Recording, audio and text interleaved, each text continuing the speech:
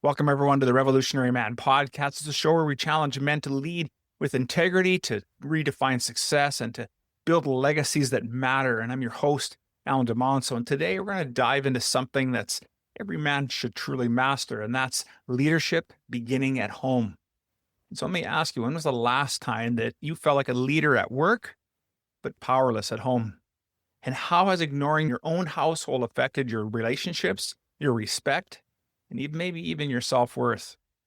Leadership isn't limited to the boardroom or the gym. It's forged in the silence of our living room, in the consistency of our morning routine, and in the emotional safety that we can create in our families. And so today we're going to unpack why failing at home can lead to costing you influence in every aspect of your life. And so we're going to dismantle a few common held myths about power and control. And I'm going to share some practical strategies to own your role, both as a provider and with present. And so if you're ready to build leadership that echoes beyond the office, then I want you to smash that like button, subscribe to the channel, and then leave a comment answering this question: where do you feel most silent in your home? And remember that when men like you engage, this message begins to grow and it strengthens a brotherhood we're trying to create here. So go ahead, do that right now. And with that, let's get on with today's episode. The average man today is sleepwalking through life, many never reaching their true potential, let alone ever crossing the finish line to living a purposeful life. Yet, the hunger still exists, albeit buried amidst his cluttered mind, misguided beliefs, and values that no longer serve him. It's time to align yourself for greatness. It's time to become a revolutionary man. Stay strong, my brother. Okay, gentlemen, so we've set the stage. Leadership starts at home, and it starts with asking questions. Now it's time to break down the truth, the path forward, and actions that we can build a steadfast influence, not just on the job, but especially in our living rooms. And so the first thing I'd like us to talk about today is that one of these most common traps that we find ourselves in is believing that being at home just means that we need to be physically present. And the fact is that when we finish work and we walk through the door and drop our keys, if we assume that our presence counts, then I think we're going to show up much differently, aren't we? But with our wife and our kids, they're not just tracking about where our body is. They're tuned into what our mind is like as we walk in that door, where our focus is, and where's our heart as we enter our rooms. And so if you're sitting on the couch, maybe doom scrolling on your phone, or you're just relaxing watching TV while tuning everybody else out, then are you truly being present? That suggests that you're probably not. And so leadership at home means being engaged, and that starts with being emotionally available for our families. And so commit when you walk in the door to put that device down for that first hour of the evening. This isn't going to be about being perfect. It's just about paying attention. And so maybe just sit down, look your partner in the eye, ask some real questions, listen to what they have to say, maybe respond with, tell me a little bit more, keep the conversation going. And see, that's the presence that's going to do a lot more to rebuild connection and trust with us long before the weekend comes as we plan our getaways from the everyday grind of life. So the other thing I want for you to consider is that too many of us, we also cling to this outdated belief that our only job is to provide financially for our families. And maybe you don't necessarily see that consciously, but subconsciously you might be showing up that way. And so while many of us have held this belief and we've seen it played out from past generations, today the world demands a lot more from us as husbands and fathers, doesn't it? And so leadership today also includes emotional leadership, spiritual leadership, and truly modeling how we manage pressure, how we communicate, especially the more clear we can be. And this allows us then to truly live with integrity. So we got to be more than just a paycheck, gentlemen, because without that, if we're more than just a paycheck, then we're just going to create resentment. And so part of the challenge I know I faced in my first marriage was just being that paycheck. And so while I know that my wife admired that I had a work ethic and I was going out and doing everything I had to, I wasn't leading at home. And so it didn't take long for that admiration to turn into emotional distance. And so with the kids, I still struggle to this day to continue to build and fortify the relationship with them. And so let's remember that our absence is more important than just our income. And so start today. Maybe start with building a ritual at home. So whether that's leading maybe a 5-minute prayer at the dinner hour, maybe it's reading short passages and discussing it with your family, whatever you want to do, set some form of a ritual. And it's an opportunity for you to check in to see how everyone's week's going. If you continue to do this on a consistent basis, day after day, I think you're going to find that the man who initiates this type of connection, he's not just the man who's paying for dinner, but he's actually paying attention to everything that's going on in the family. So the other thing I'd like us to also consider is that in today's day and age, it's not difficult for us to be in this delegation mode, just like we do in business. And so maybe we're putting too much trust on others to make some really important decisions. And so leadership at home is truly our job, gentlemen, because no one else or no one should take that away from us. And so if we start to rely on our wife, for example, to be the only one who makes the plans, organizes things, disciplines, or just manages the emotional landscape of the family, then what kind of leadership role are we taking into place?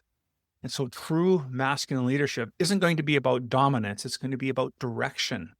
It's about anchoring our family in values and structure and love that's firm and yet compassionate.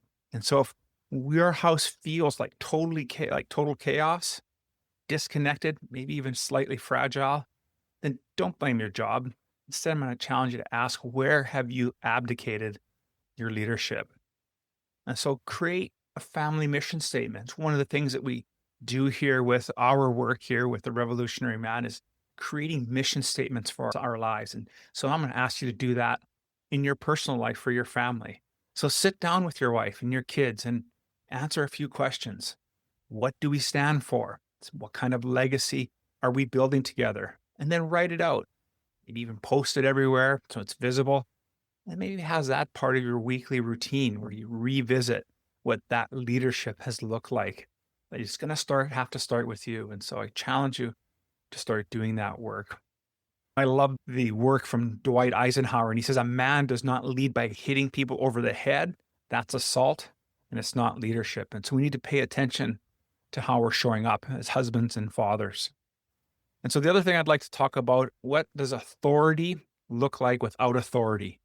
And so how do we build this trust within our families? And so masculine authority, as I just said, is not going to be about dominance. It's going to be how we connect with our families. And so many of us confuse that control is what leadership is all about. But we can come to understand and believe that if we raise our voice and start making all the decisions, so either we're not making any or we go in the other opposite direction and then we start making all the decisions, then we're being the sole disciplinarian, aren't we? And does that earn a lot of respect in our household?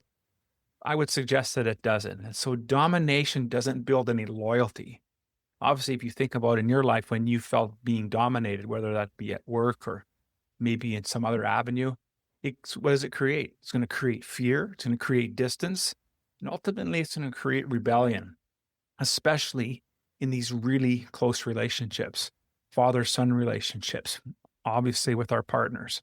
And so true authority, the kind that's magnetic, becomes respected, really comes from us building and developing a deeper connection with our family, especially our children. And so it's about being that calm in the storm. So whenever things hitting the fan, how are you showing up? Are you that rock that people can lean on? See, that's the kind of leadership that only truly emerges when our authority is anchored in emotional integrity and not in our ego. And so I'd like you to try this. The next time that you find that you're in a conflict with your partner or maybe even with your children, instead of defending and dictating, instead ask, what do I need to do? What do I need most from here at this point? Another way to put it is, what do you need most from me right now? See, this question then flips that dynamic, doesn't it? It tells them that you care more about the relationship than though being right. And when that authority is rooted in service versus domination, I think you're going to find the response you'll get will be much different.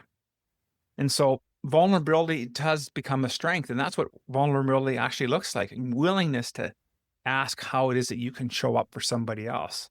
And so we've truly been fed this lie that being vulnerable is a sign of weakness. And we've talked about that in many other episodes. But when you can show a little bit of doubt, maybe admit a mistake, and really open up emotionally, it's going to make others feel that you're real. There's more to you. And guess what? You're not going to be less of a man. That's truly outdated. And this armor that some of us put on isn't really protecting us. It's actually isolating us from those that we care about the most. And so our family doesn't need this stoic statue. That's what we think about. Think about someone being very stoic. What they want, what they need from us is somebody that's a real man with the courage for us to be human. And vulnerability, believe it or not, gentlemen, truly is what builds intimacy. It's going to tell our wife that you can trust me with your heart because I trust you with mine. That might take a little while for us to get there, but it's worth the effort and it's worth the practice. And so what it does is it shows our kids that emotions are not enemies, but they're just signals. It just signals that, that I'm a man, and I'm just going to show you and help model how you handle all the different types of emotions that show up in our life. Think about this. If you take an opportunity to schedule like maybe 15-minute check-in with your partner once a week, my wife and I do that on a bi-weekly basis with date night. It's an opportunity for us to check in. And then once a week, Sunday evenings, generally speaking, is when we have our check-in. We ask each other, what's one thing that you appreciated about last week? Another thing you can do is just looking at, if you're really struggling with something, is asking on a scale of 1 to 10, where does our marriage sit? And if it's anything less than a 7, then ask, what could we do different? What could I do differently? And both of you have an opportunity to share and talk about the things that needed to change for the week. It's an opportunity that really builds some emotional fluency in the relationship, and it gives opportunity to get past the superficial stuff and the stuff of the day-to-day lives, raising kids, and just keeping the household moving. It gives opportunity to talk about something at a much deeper level. And so I'd also like us to consider that trust is going to be earned through consistency versus trying to control things. And so we can't demand trust. You can try. I think you're going to find out that you're not going to have it. We need to earn that trust. And so the way that we earn it at home is going to be being consistent. And so being emotionally honest. So in leadership is in all aspects of life, when we can be emotionally honest, then we can start to build a foundation for trust. And so that means we need to show up the same way day in and day out, and being predictable in our love and really steady in who we are in our discipline, and then very transparent as we speak, especially about the things that are going on in our minds. And so if our families, and this happens at work too, but focusing on families today, if our families never know which version of us is going to show up, then it's going to be very difficult for them. So that calm provider, or are we going to be this stressed out boss? And so that's when trust starts to erode, because they don't know which version of you is showing up. And so real leadership is going to be built in the small daily acts of being consistent. And I know we know this through our business life and our professional life, but how well are we practicing this at home? And so being able just to follow through and keeping our word, not overcommitting, and then repairing things when we've made a mess. And so really, if you want to build a consistency anchor, then I ask you to just pick one behavior every day that communicates love and stability. And so maybe it's making coffee for your wife in the morning. You're the one that gets up first, maybe making the coffee, or putting the kids to bed at night with the personal message. Just something that shows some form of small ritual that allows you to build this emotional safety. And that's when this trust can truly start to grow and deepen for us. And so I want to also talk about this power and idea of modeling, because we can be that behavior, and we already are the behavior that we're blueprinting to our children and our family. And so children and partners, they just don't hear us. They're going to mirror exactly what we do. And leadership at home is not going to be about having the big grand speeches. This is not every given Sunday. We're not standing in a locker room here to give some powerful speech. It's about truly how we're showing up every day and what is our behavior saying. And so our actions are always going to speak louder than our words. And so lectures, giving to our kids, and any type of promise that we make to our spouses, if we don't follow through, then they really lack any weight or significance for either of them. And so if we want it to be consistent and figure things out, then we need to understand that constantly being stressed about work or being dismissive of our wife's concerns or just exploding over some minor frustrations cause a lot of dissent within the family. And then our kids are going to start to model that in how they interact with their siblings and with others. And so we need to be that emotional, grounded individual, somebody that shows up consistently, because that's how we can start to change what the new normal looks like in our homes. And so do a weekly mirror check. Reflect on how you've handled the pressure on love and communication integrity over the last week. And then ask yourself, if my son or daughter copied me today, would I be proud of that? That single question can really change how you're going to show up the next week. And we consider about how they already are going to be modeling our behaviors. And so consistency, ultimately, what's that going to do? It's going to build some culture, won't it? And so our culture at our home is happening whether we define it or not. And so we can allow it to happen willy-nilly and on a free-for-all, or we can build a culture that is shaped from how we show up consistent. And so how we're responding to stress, how we celebrate our wins, and how we resolve conflicts. But most of us think that leadership at home is a moment. And in reality, it's built through rhythm, through all these different aspects of life that happen for us. And so consistency is going to breed trust and expectation. And so when our family knows who we are and how we're going to show up, then they can start to relax. And so that's what true safety looks like. And that's really the soil where our home can truly build emotional intimacy. And that's where personal growth can thrive. And so create maybe even a family ethos. We use an ethos in our men's group. It's an opportunity to pick maybe 2 or 3 guiding principles that you want to model and reinforce. They could be honesty or discipline or maybe kindness. But when you write them down, you talk to everybody about them at dinner, it gives an opportunity for you to drive home the behaviors that you're looking for. And then you can be that leader. Everybody knows where we're coming from. It's an opportunity to really raise the level and the standard that the family is showing up. And so this is going to bring in some structure, and it doesn't have any control attached to it. It makes us that intentional leader versus just having things happen. And so when we're at home, it's going to define who we are in the real world. So many of us are going to put our best energy into the boardroom. Let's face that, right? We're out there, we're still ingrained in this idea of providing. And so we put a ton of energy in how we show up into the boardroom, how we're showing up in the gym, in any aspects of our business. But then we leave the family with just the scraps, the remaining pieces of who we are. But if our home is truly our legacy, isn't that where we should have the most meaningful impact? And I think if we want to be a respected leader out in the real world, then we first must lead with honor in the place that matters most. And that's in our houses. And so if our wife sees the real us and our kids hear not just what we say, but they act in the way we're acting, then I think we have an opportunity to really build a potentially strong and grounded family. And so it's going to reveal what true integrity looks like for you. It's going to expose some blind spots that you might have. It's also going to challenge you to truly become the man that you're claiming to be. And what a better place than to do that through home. And so you can start by really treating your family like your most important team. Maybe it is scheduling team meetings where you get to ask for feedback about how am I doing and as a dad or as a partner. Again, an awesome opportunity to have different kinds of conversations in the household. And this isn't not only just modeling humility, but it also gives an opportunity for growth. Again, you're modeling an opportunity to see and show how you can change and develop as an individual. Albert Schweitzer said, your example is not the main thing in influencing others. It's the only thing. I think that's a lot of wise words for us.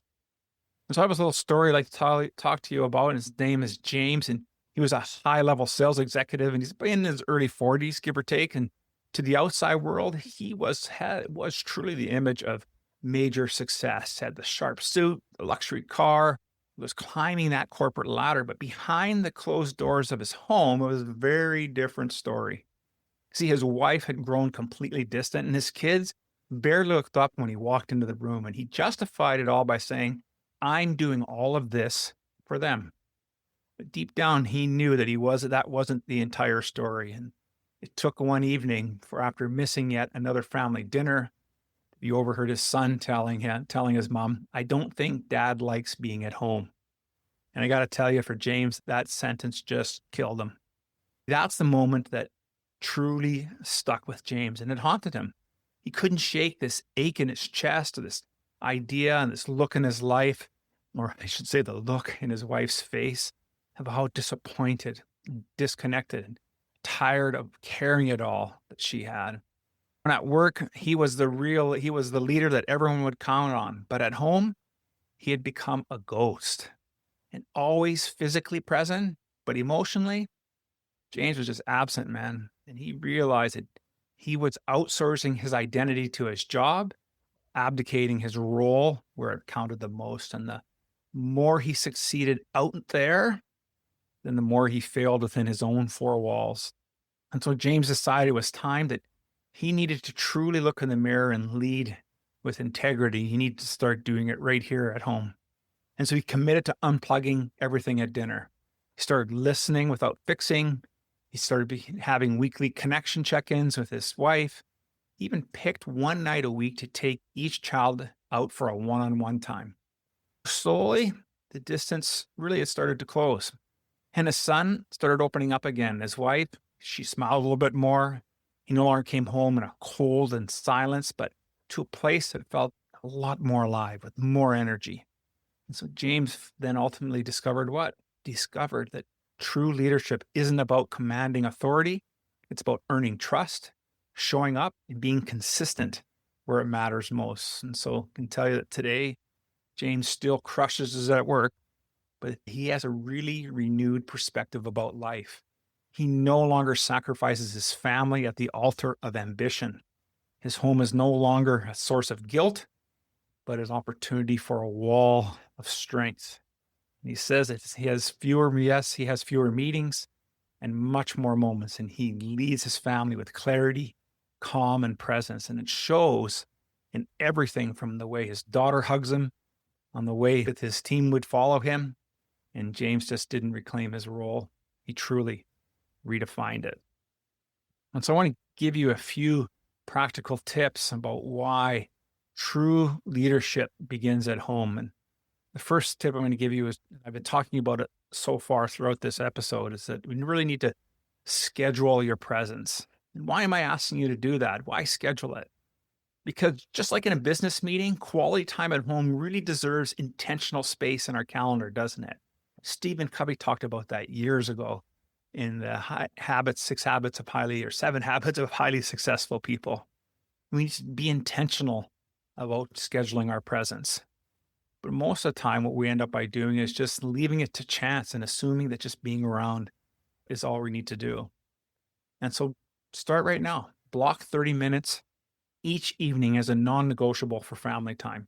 That means turning off the phone. It means making eye contact with the people you're involved with and asking questions deeper than just how was your day, following up with tell me more about that. Tip number 2, I want you to lead by listening. Listening builds the most trust. It builds connection and it builds influence. And it's a core leadership skill. And I know you know this because you do it well at work, but often we tend to neglect that at home. And so the next time that our partner, our child shares something, just pause, just take a moment before responding and then ask, do you want support or do you just want me to listen? It's an opportunity to move away from assumptions and dive a little deeper into our conversation. Next tip I'd like to offer you is apply the mission mindset to your family. As high performers, we excel when we have a clear mission, don't we? So why not apply the same mindset to your role as a husband and as a father? And when we do that, if we can write out a personal mission statement for our home, for example, I lead my family with strength and calm and consistency, sends a clear message to everybody in the home exactly about who you are, what you stand for, what your non-negotiables are. And I want you to practice emotional transparency. See, being vulnerable is going to create connection. I know that sometimes that's a sticky word, being vulnerable, but it's a strength word. It doesn't make us weak. It's going to make us reliable and trustworthy because that's what our family is looking for. And so share one struggle with your family from your day, or maybe it's at the dinner table, or one struggle you've had for the week, and just watch how that opens the door for deeper conversations. It's an opportunity to build and to show that that you can change and grow and learn no matter what age we're at. And then the last tip I offer you is build a ritual of connection. Rituals are truly the consistency that builds anticipation, doesn't it? It strengthens family bonds, especially as we become much more consistent over time. And so maybe it's a weekly tradition. Maybe it's something that you do on Sunday. Maybe it's a breakfast before or after church, or maybe it's a Friday night movie night, but stick with it. It's consistency is what ultimately is going to build a legacy for you and the family. There's a few tips that I have offered for you, but there's other resources and resources that we've used here in our work, in our men's group, in our training programs. And one of my most favorite resources and go-to is King, Warrior, Magician, Lover by Moore and Gillette. And it's a foundational book that really unpacks the 4 archetypes in mature masculinity. And it gives us an opportunity to really understand what drives us from an inner perspective, and how imbalance one area can truly sabotage our leadership at home and work alike. And so I love that book. It's a great opportunity for you to dive into it. I just mentioned Stephen Covey earlier, The 7 Habits of Highly Effective Families. He's got many versions. This one's about families. It's an opportunity for you to adapt what he does in the business world and apply that at home as well. And the family leadership blueprint is something that I'm going to give to you free with this episode. It'll be in the show notes. It's an opportunity for you to define your family leadership mission, to set weekly outcomes, connection goals, to build new habits around presence and engagement. And so again, it's a free resource we're going to offer you to give you an opportunity to learn and grow as a husband and as a father. And so at the end of the day, leadership isn't going to be about title or position, is it? It's who we choose to be when no one's watching. And I know that's very cliche, but it is so true. So that's going to start at home, gentlemen. If you can lead your family with love and strength and presence, you're going to be able to lead the world with true integrity. And so here's your challenge for today.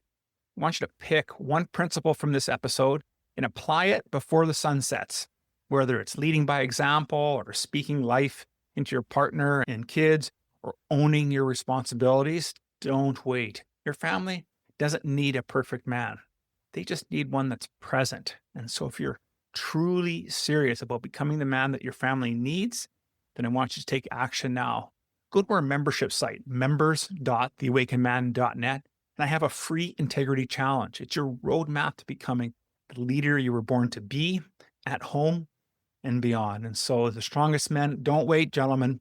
They decide. Lead with integrity.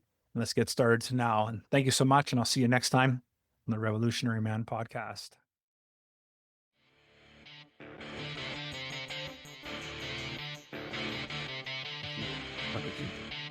Thank you for listening to the Revolutionary Man podcast. Are you ready to own your destiny? To become more the man you are destined to be? Join the brotherhood that is The Awakened Man at theawakenedman.net and start forging a new destiny today.